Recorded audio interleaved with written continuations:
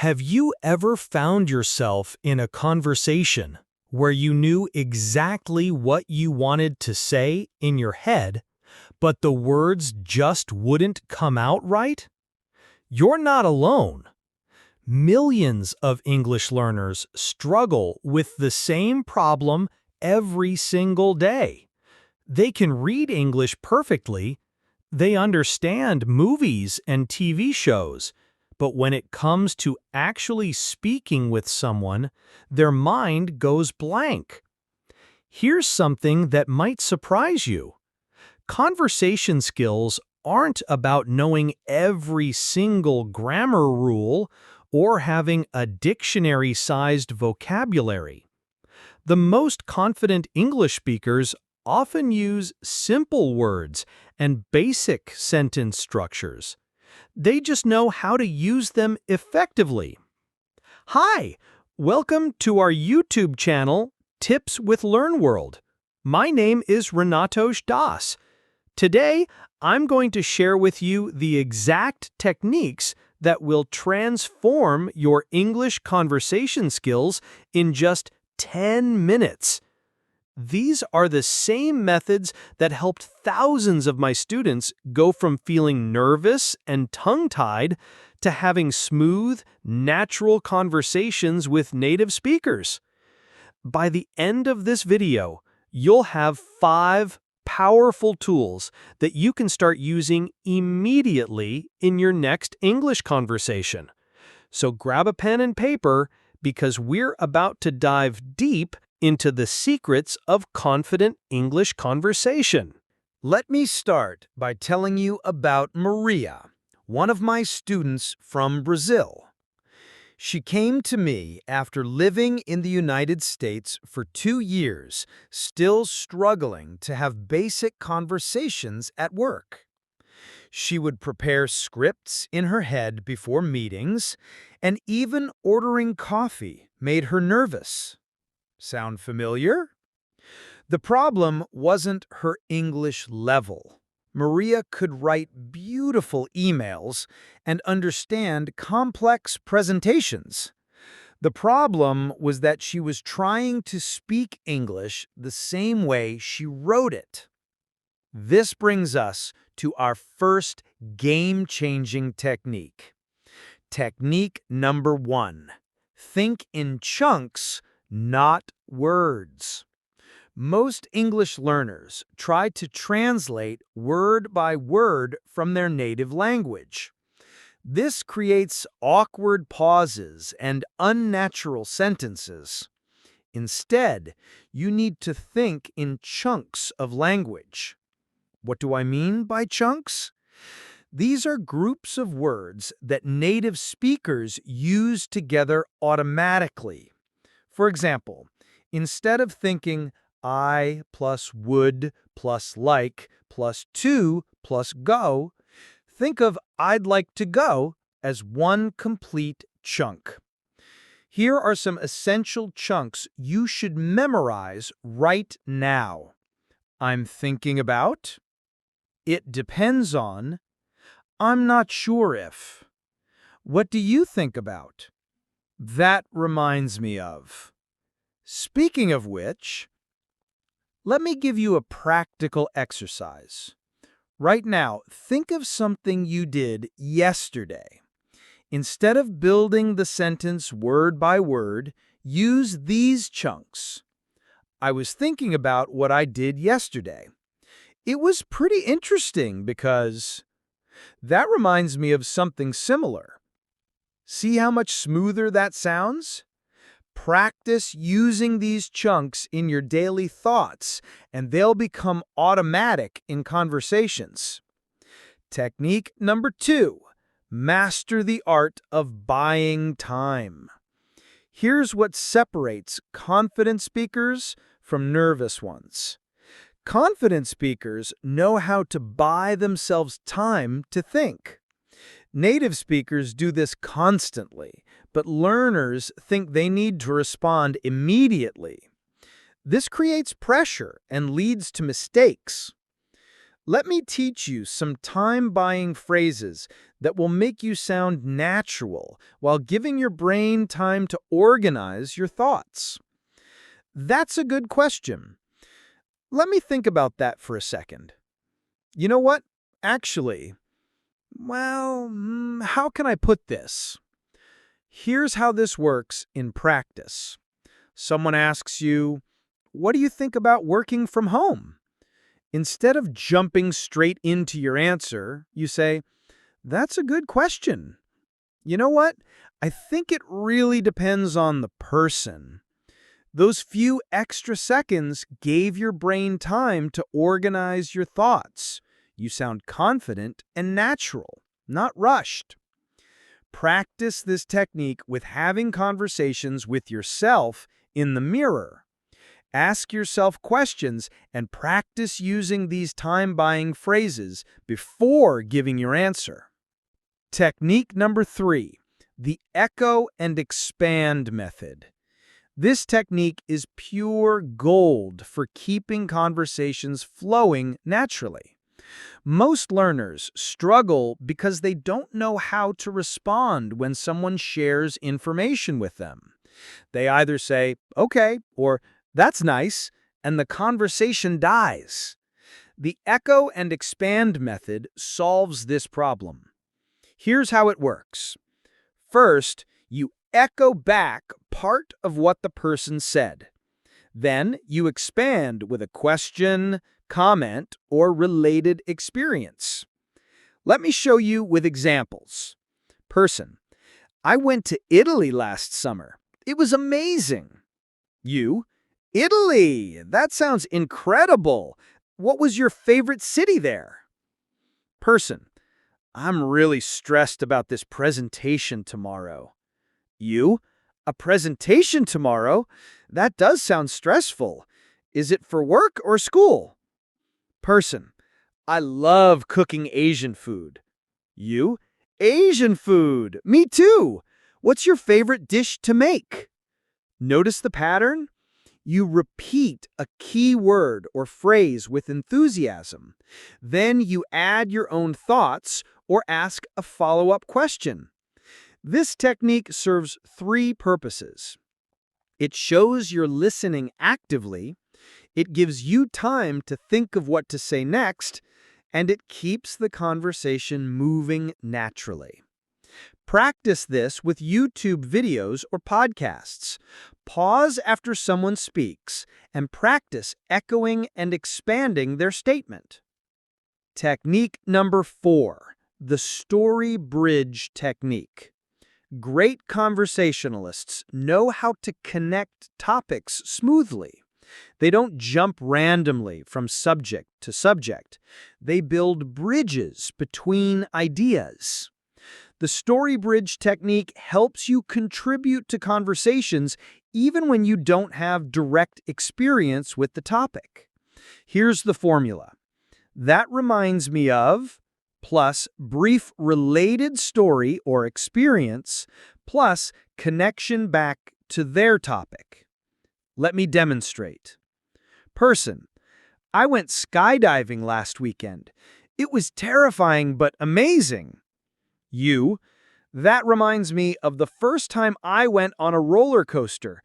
I was so scared, but afterward I wanted to go again immediately. Did you feel that same mix of fear and excitement?" Person: "My boss is really demanding. She expects us to work late every day." You: "That reminds me of something my friend told me about her job. She had a similar situation, and it really affected her work-life balance. Have you thought about talking to HR about it?" Even if you've never been skydiving or had that exact work situation, you found a way to contribute meaningfully to the conversation. The key is to find genuine connections. Don't force stories that don't relate. But you'll be surprised how often you can find some parallel experience to share. Technique number 5, the question flip strategy. Sometimes in conversations, you'll be asked questions that you're not comfortable answering or don't have much to say about. Maybe someone asks you about your job, your personal life, or your opinions on topics you're not familiar with. Instead of giving short, conversation-killing answers, use the question flip strategy. Give a brief answer, then flip the question back with added interest. Here's how it works. Person: what do you do for work? You: I work in accounting. It's pretty steady work. What about you? You seem like you might be in something creative. Person: have you traveled much? You: not as much as I'd like to, but I'm hoping to change that. You sound like you have some great travel stories. What's the most interesting place you've been? Person: what's your favorite type of music? You: I listen to a bit of everything, really, but I'm always looking for new recommendations. What kind of music gets you excited? Notice what's happening here? You're not giving elaborate answers that you're not comfortable with. Instead, you're being honest, but then showing genuine interest in their experience. This takes pressure off you while keeping the conversation engaging.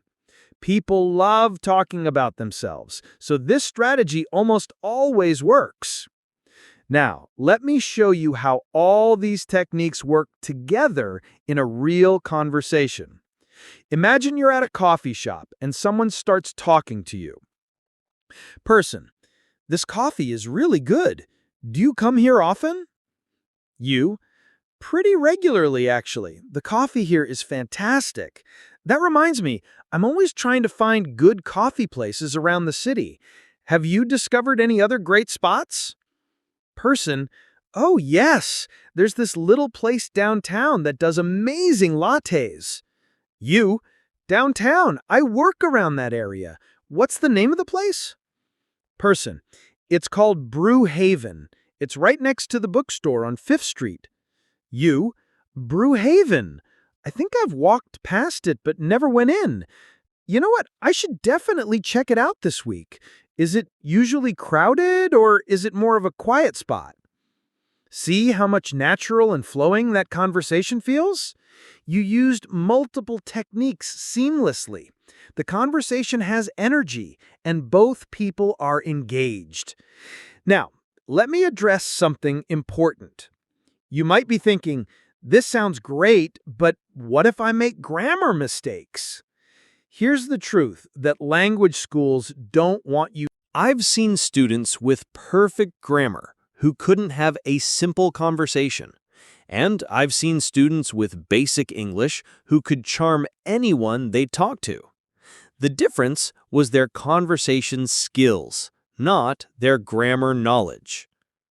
That said, let me give you 3 quick fixes for the most common grammar issues that do interfere with conversation. First, practice verb tenses with time markers.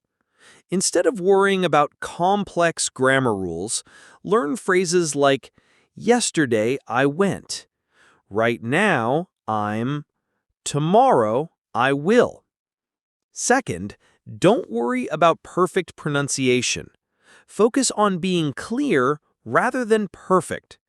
Speak a bit slower than you think you need to. This gives you time to think and makes you easier to understand. Third, learn to correct yourself smoothly. When you make a mistake, don't stop and apologize. Just repeat the correction and continue. I go to the store. I went to the store yesterday. Now, before we wrap up, let me give you a homework assignment that will accelerate your progress. For the next 7 days, I want you to practice one technique each day. Day 1, practice thinking in chunks. Write down 10 common chunks and use them in sentences. Day 2, practice buying time. Have practice conversations and use time-buying phrases. Day 3, use echo and expand while watching English YouTube videos. Day 4, practice the story bridge technique by connecting random topics. Day 5, try question flip in real conversations or practice scenarios. Day 6, combine techniques 1 and 2 in practice conversations. Day 7, use all techniques together in a real conversation with someone. Remember Maria, my student from Brazil, who was scared to order coffee? After practicing these techniques for just 2 weeks, she was leading presentations at work. 3 months later, she got promoted to a management position. The difference wasn't that her English became perfect. The difference was that she became confident in conversations. And confidence in conversation opens doors that perfect grammar never can. Your English conversation skills can transform your life. Better conversations mean better relationships, more opportunities, and greater confidence in every situation. The 5 techniques we covered today aren't just theory. They're practical tools that you can start using in your very next conversation. Remember, think in chunks, buy yourself time, echo and expand, build story bridges, and flip questions back with interest. If this video helped you feel more confident about English conversations, give it a thumbs up. It really helps other English learners find this content. And if you're serious about improving your English conversation skills, subscribe to this channel.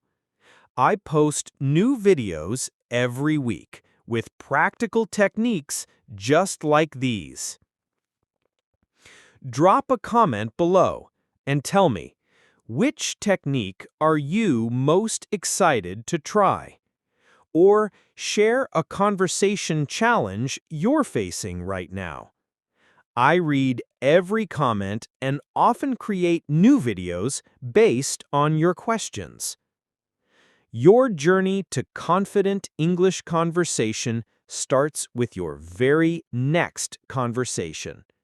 Go out there and practice. You've got this.